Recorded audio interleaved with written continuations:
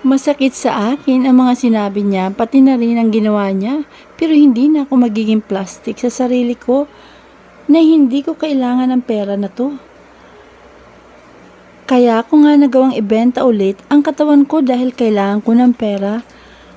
At lulunukin ko na lang ang dignidad pati na rin ang pride ko sa gagawin ko na ito. Kinuha ko ang pera na binato ni Marcos sa sahig at inilagay yun sa bag ko. Kailangan ko to para sa kapatid ko. At ito ang kabayaran sa nangyari sa aming dalawa. Sana lang ay hindi muling mag-cross ang mga landas namin dahil hindi ko kayang harapin pa siya pagkatapos ng nangyari sa amin.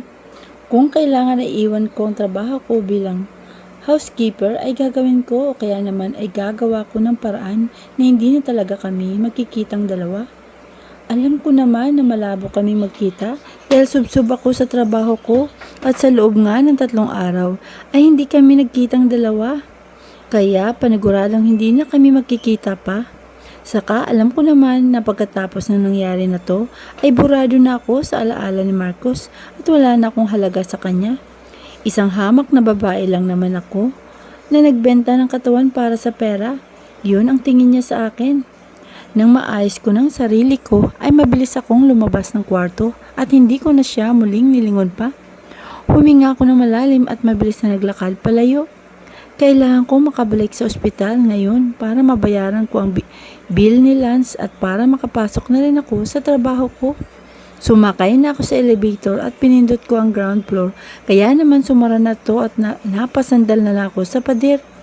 Tama lang ang ginawa mong pag-alis, Nadine. Sabi ko sa sarili ko at inayos ang magulo kong buhok bago ako lumabas ng elevator nang huminto yun sa ground floor.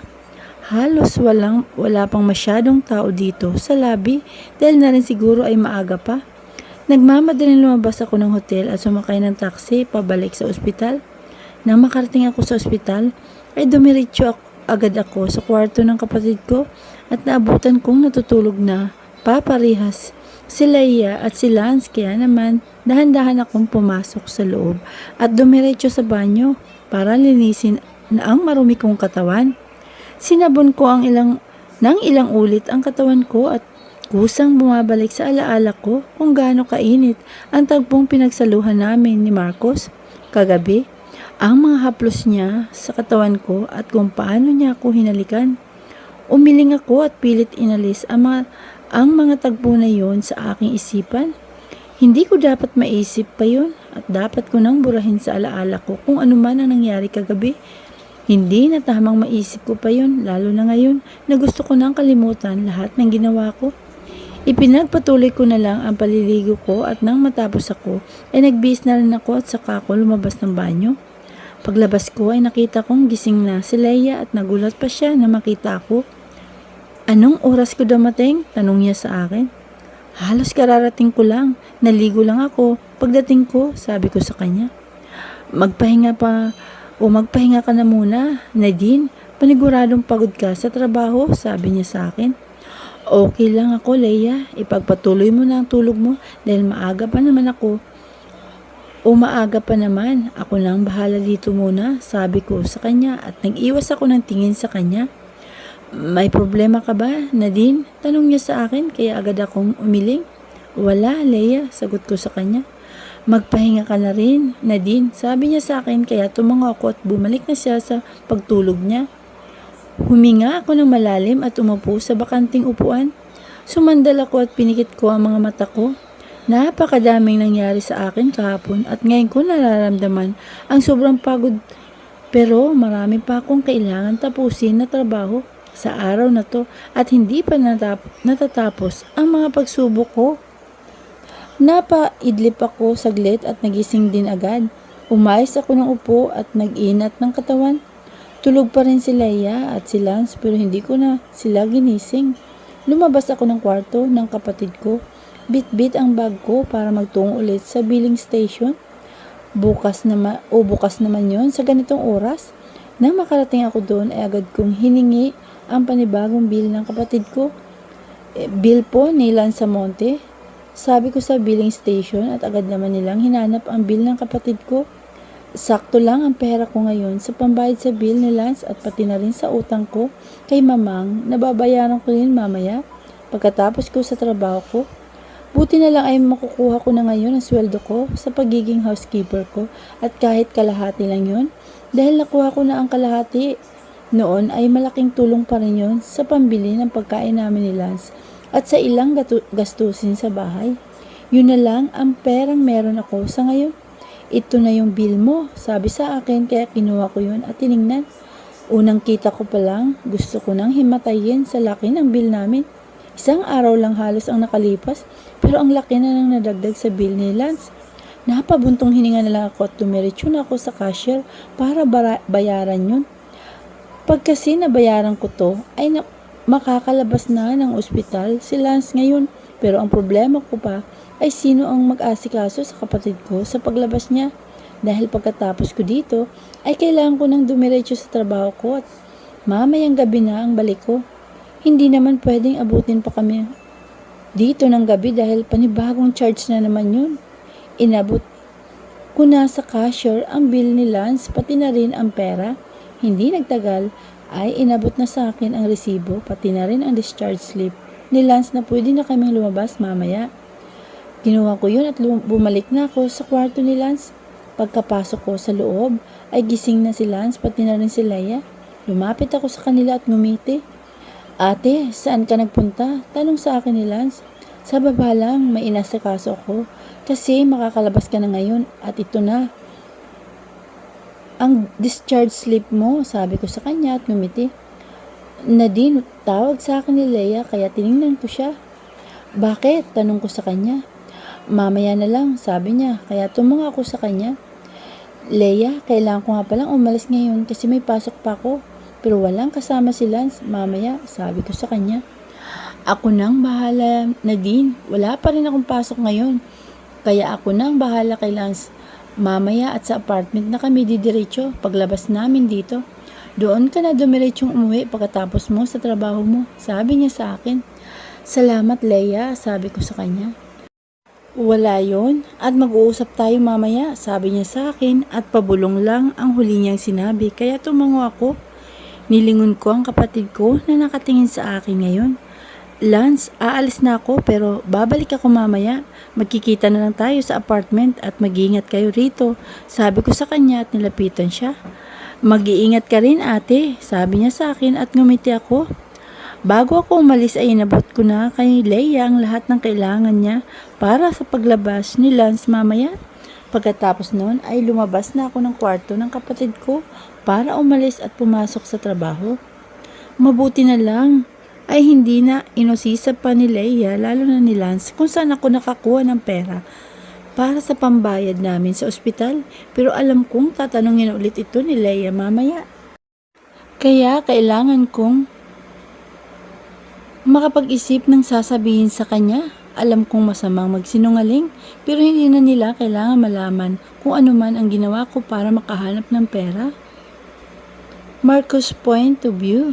Nagising ako nang masakit ang ulo ko pero kumunot ang noo ko nang wala akong naramdaman at makitang katabi nang imulat ko ang mga mata ko. Malinaw sa mga alaala ko na kasama ko si Nadine kagabi at nandito siya sa tabi ko bago ako matulog. I told her that we need to talk but she left. Last time I was the one who leave her. She really looks different from the first night that I have her. She wears heavy makeup that time and that is the reason why I didn't recognize her from the beginning. She looks innocent to me when I saw her outside the cafe waiting for a cab to come. Mukha siyang ibang tao nung una ko siyang makita at hindi ko na rin naman kasi pinagtuunan ng pansin ang mukha niya dahil wala ako sa sarili ko noon at kaya lalong hindi ko siya nakilala. Bumangon na ako sa kama at kinuha ang cellphone ko para kausapin si Chaos. Kung nagawa niyang alamin kung sinong babaeng nakasama ko noon, ay paniguradong alam din niya kung paano ko mahanap si Nadine dahil iisang babae lang sila. I need to see her or to talk to her and to clarify things to her about what happened to us last night. What do you want, Marcos? Hindi ka ba nag-enjoy? Tanong niya sa akin nang sagutin niya ang tawag ko. Give me her number or at least her address. Sabi ko sa kanya. Oh why? You want another round? O nilayasan ka na naman ngayon? Tanong niya pa sa akin. Just fucking give me what I want. Maraing sabi ko sa kanya. I know he can do anything. He is the mighty Chaos Maclay. Sad to say, Marcos, wala akong alam sa address niya at contact number. The person that I have contact with is only the owner of the club, but that person refuses to tell me her number, but I get the chance to know her name, and that is Nadine. But I think you already know that because she is the woman last time. Sabi niya sa akin. Make away, Chaos, sabi ko sa kanya. I won't, Marcos. Kung gusto mong malaman kung saan siya, ikaw ang gumawa ng paraan. Nagawa na kita ng pabor para makilala mo ang nakasiping mo noon at kung sinong babaeng kasama mo nung minsan. Hindi sa lahat ng oras matutulungan kita kahit kaya ko kasi kailangan mo rin gumawa ng paraan para sa sarili mo. Saka sa pagkakatanda ko kasi wala ka naman kamong pakialam sa mga babaeng kinakama mo kahit nung kayo pa ni Mariel at lalo na ngayon, sabi niya sa akin at pinatay na ang tawag. Napakuyom ako ng kamao ko sa sinabi sa akin. Chaos really know how to piss me off. Tinawagan ko ang sekretary ko at pinadala ko agad dito ang kotse ko na sinunod naman niya agad. Tiningnan ko ang buong kwarto at napansin ko na wala sa sahig ang perang itinapon ko kagabi. Dahil sa inis ko, kinuha niya pa rin ang pera na yun. So, that was her job after all. Iniisip ko na baka mali lang ako ng pagkakaalala sa kanya o pag-aakala. Pero mukhang tama nga ako. She sells her body for money and I'm just a lucky bastard to have her first and I think her second also. Maniniwala ako sa sinabi niya sa akin o naniniwala na walang ibang lalaking umangkin sa kanya bukod sa akin. Inayos ko ang sarili ko at lumabas ng hotel room. I need to go back to his unit to change my clothes and take a bath.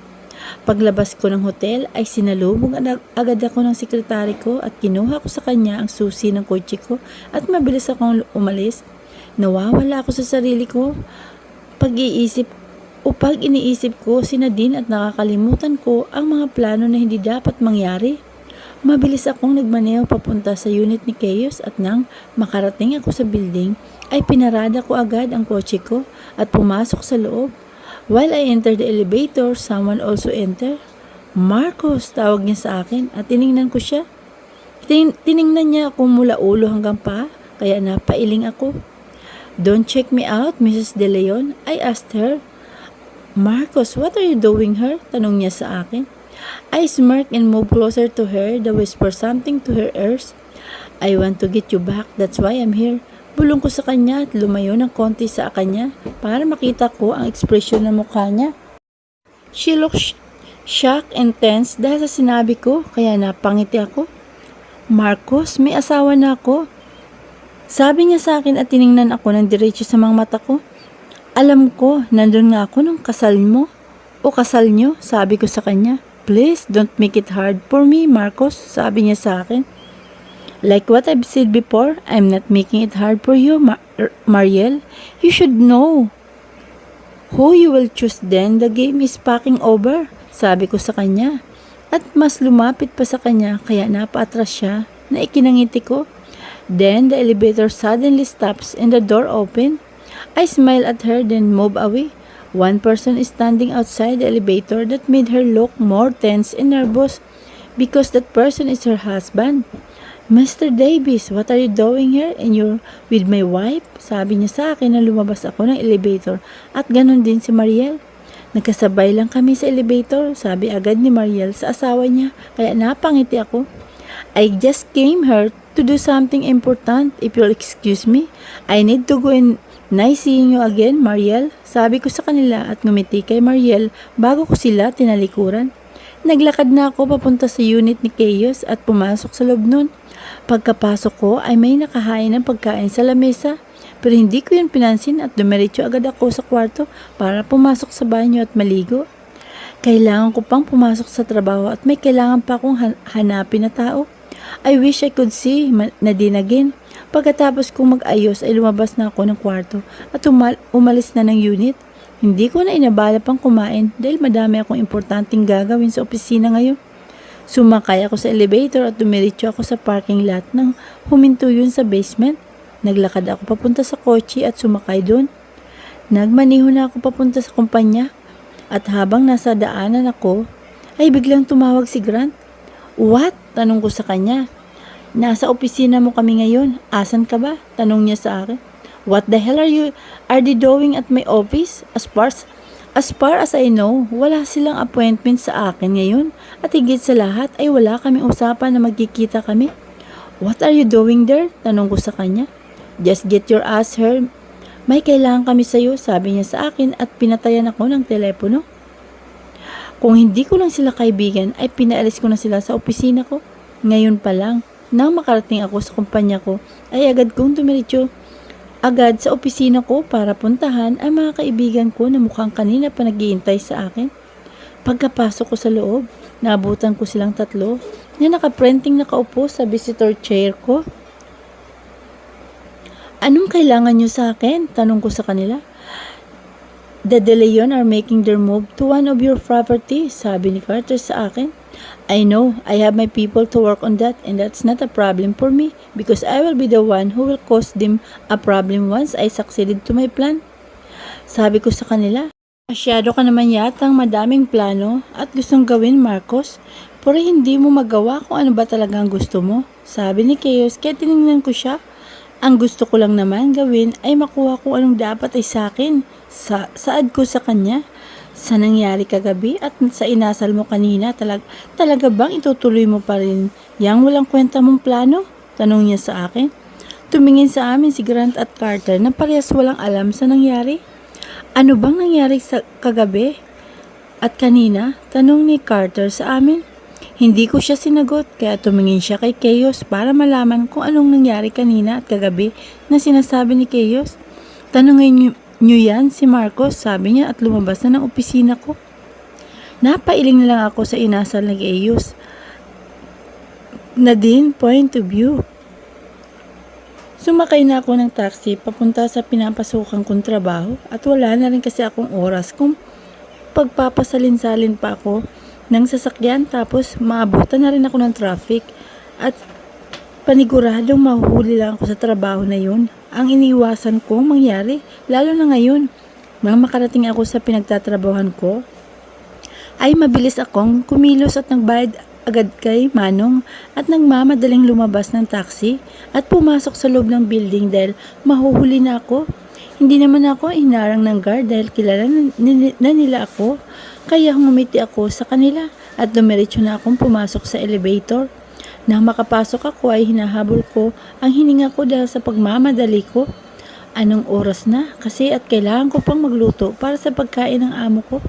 Tiningnan ko ang cellphone ko para alamin kung anong oras na at nakahinga ako ng maluwag nang makita ko kung anong oras na. May oras na may oras pa sa trabaho ko. Nang huminto ang elevator, ay lumabas na ako at dumiretso sa unit ng amo ko. Pagkapasok ko sa loob ay napabuntong hininga ako nang makita ko kung gaano kakalat ang kusina. Kahapon lang ako hindi pumasok at ang alam ko wala ang amo ko dito kahapon pero parang dinaanan ng bagyo tong kusina. Iniisip ko na tuloy na hindi lalaki ang amo ko at babae. Pero napakaburara naman na babae ng amo ko. Napailing na lang ako at iniligpit ko ang mga kalat dito sa kusina. Saka ako nagsimulang magluto ng pagkain ng amo ko. Hindi naman ako nagtagal sa pagluluto dahil simpleng almusal lang ang inihanda ko at kaya naman ay natapos agad ako at lumabas na ako ng unit ng amo ko at umalis na agad. Ilang minuto na lang din naman kasi ay magsisimula na ako ang shift ko sa kape at kailangan ay hindi ako mahuli doon. Sumakay na ako ng elevator at pinindot ang ground floor nang may pumasok at napayuko ako at sumara na ang elevator. "It's you again, ang dalas natin magkita," sabi niya sa akin kaya nag-angat ako ng tingin sa kanya. "Good morning po sir," sabi ko sa kanya at ngumiti. Hindi ko na mabilang kung ilang beses na kaming nagkakasabay na dalawa sa tuwing pumupunta ako dito.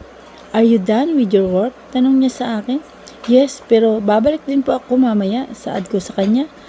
Alam mo, nakakatawa na ilang beses na tayong nagkikita dito at nagkakasabay pero hindi pa rin kita kilala. I'm Gino De Leon, by the way. Sabi niya sa akin at inilahad ang kamay niya sa harap ko. Tiningnan ko yon at nag-aalangan akong makipagkamay sa kanya dahil nahihiya ako. At alam ko rin na hindi gaanong malinis ang kamay ko kumpara sa kamay niya. Pero siya na mismo ang kumuha sa kamay ko at nakipagkamay sa akin na ikinabigla ko ng bahagya. Ngumiti ako ng alanganin sa kanya dahil sa ginawa niya. Nadine po, sabi ko sa kanya. Nadine lang? Tanong niya sa akin at bahagyang tumawa. Nadine sa Monte po, saad ko sa kanya at ngumiti. Huminto naman na ang elevator at bumukas yun, kaya naman ngumiti siya sa akin. Nice name, see you around. Nadine, sabi niya sa akin at tumango na lang ako at nauna na siyang lumabas sa akin. Lumabas na rin ako ng elevator at dumiretso sa exit para umalis. Maglalakad pa kasi ako papunta sa mall kung nasaan ang cafe na pinapasukan ko. Hindi ko naman kailangan sumakay pa ng taxi para makarating doon kasi kaya ko naman lakarin kahit pa nga pagod ako dahil sa mga nangyayari kahapon at masakit din ang katawan ko, lalo na ang pribadong parte ng katawan ko sa ibaba dahil sa nangyayari sa amin. Hindi ko na lang ininda dahil mas importante na magtrabaho ako ngayon dahil nga maaga pa at pasikat pa lang ng araw, may madami akong nakakasalubong na tao na mukhang galing sa pagja-jogging. Malamig pa naman kasi pero pagdating mamaya ng tanghali ay sobrang init na dahil na rin sa klima ng panahon ngayon. Na makarating ako sa cafe ay dumiretso na akong pumasok sa loob at sinalubong naman ako ng ngiti ng mga kasamahan ko.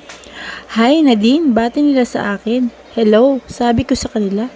Dumiretso na ako sa locker room para magpalit ng damit at matulungan ko na silang mag-ayos ng kape dahil may mga customer na rin ngayon.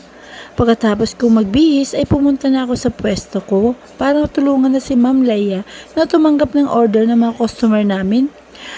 Nadine, tinatanong nga pala ni Ma'am Irene kung bakit mo raw siya hinahanap kahapon, sabi sa akin ni Ma'am Leia.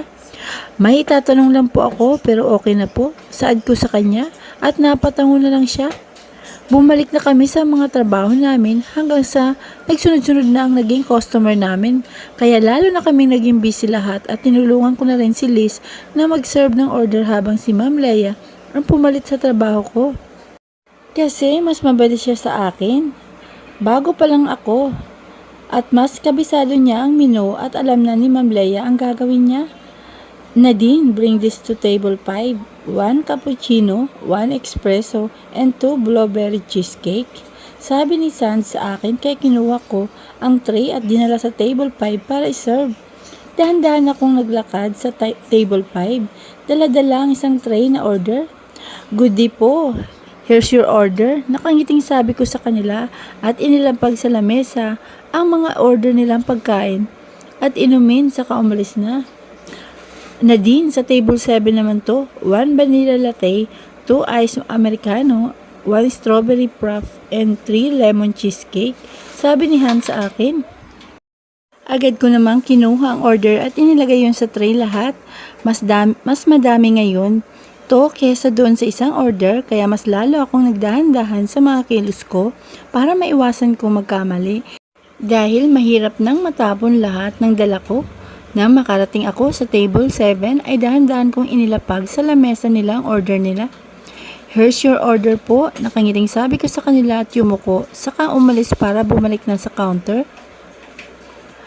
Nadine, lunch break na guys, sabi ni Ma'am Leia sa amin.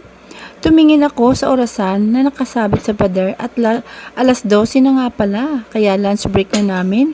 Pero madami pa rin customer na pending ang order. Tumingin ako kay Liz at kay Ma'am Leia. Pagod na pagod sila dahil non-stop ang naging dating ng tao ngayon. Pero hindi naman katulad nung unang araw ko. Mauna na kayong mag-lunch sa akin. Susunod na lang ako para matapos na itong mga pending na order. Saad ko sa kanila.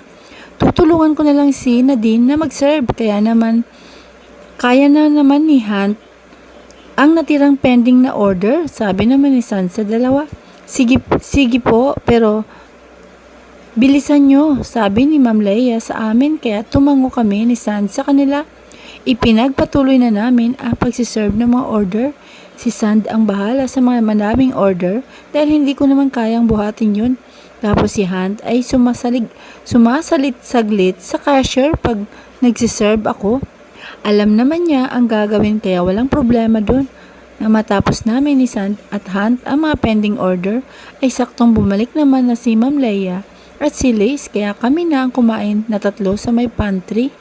Napatampal ako ng noo ko nang maalala ko na wala pala akong baon na pagkain dahil hindi ko na naisip na magbaon pa dahil madami akong inasikaso ngayong umaaga. Napatingin sa akin si Hunt at Sand dahil sa ginawa ko. Anong problema, Nadine? Tanong ni Sand sa akin. Kayo na lang muna kumain, bibili pa ako ng pagkain ko. Saad ko sa kanila. Share ko na lang sa baon namin. Madami naman to, sabi ni Sand sa akin. Hindi na, nakakahiya, saad ko sa kanila. Huwag ka nang mahiya, Nadine. Ganito kami dito, sabi ni Hunt sa akin. At hinila nila ako ni Sand papasok ulit ng pantry kaya wala na akong nagawa kung hindi sumabay sa kanilang dalawa. Sabay kaming kumain tatlo at mabilis lang kaming kumain dahil may trabaho pa kami. Nang matapos kaming kumain, tatlo, ay ako na ang nagligpit ng pinagkainan namin at lumabas na sila dahil may order na ulit at kailangan nilang gawin agad. Habang nagliligpit ako ng kalat namin ay may biglang pumasok at akala ko ay si Liz yun pero si Ma'am Erin pala kaya napahayok ko ako. Hi po, bati ko sa kanya. Leia said that you went here yesterday and you're finding me, sabi ni Ma'am Erin sa akin. May gusto lang po akong itanong sa inyo kahapon pero okay na po ngayon, saad ko sa kanya. Okay, and by the way, how are you? Tanong niya sa akin. Okay lang po. Sabi ko sa kanya, are you still seeing Kuya Marcos? Tanong niya sa akin. Natigilan naman ako sa itinanong niya sa akin. Hindi ko alam kung anong sasabihin ko dahil kahapon lang magkasama kami ni Marcos at alam kong magkakilala sila base na rin sa kwento niya sa akin noon. Huminga ako ng malalim at umiling sa kanya. Hindi na po, saad ko sa kanya. Why? You look good together. May nagawa ba siya sa'yo na hindi mo nagustuhan? O si Mariel ang dahilan? Tanong niya sa akin kaya agad naman akong umiling. Wala, saka hindi naman kami malapit sa isa't isa at alam ko kung saan ako lulugar. Sabi ko sa kanya, hindi mo ba gusto si Kuya Marcos? Tanong niya sa akin. Napatingin ako kay Ma'am Erin dahil sa naging tanong niya. Hindi ko alam kung saan pupunta tong pag-uusap namin. Dalawa dahil sa mga tanong niya sa akin tungkol sa isang taong gusto kong mawala sa isip ko at hindi na makita. Nadine, tara na. Ay, Ma'am Erin, nandyan po pala kayo. Saad ni Liz sa amin at napaatras siya nang makita niya si Ma'am Erin. Go back to your work, Nadine, and don't mind my question. Saad niya sa akin kaya tumango ako at sumunod na kay Liz sa labas. Thanks to Liz, nakaligtas ako sa tanong ni Ma'am Erin. Kahit ako naman sa sarili kong tanong din, hindi ko alam kung gusto ko ba si Marcos o nadala lang ako sa nangyari sa amin. Wala naman kasi sa isip ko na magmahal dahil hindi yun ang priority ko sa buhay. Okay na ko nakasama ko ang kapatid ko at mahalaga sa akin na naibibigay ko ang kailangan niya.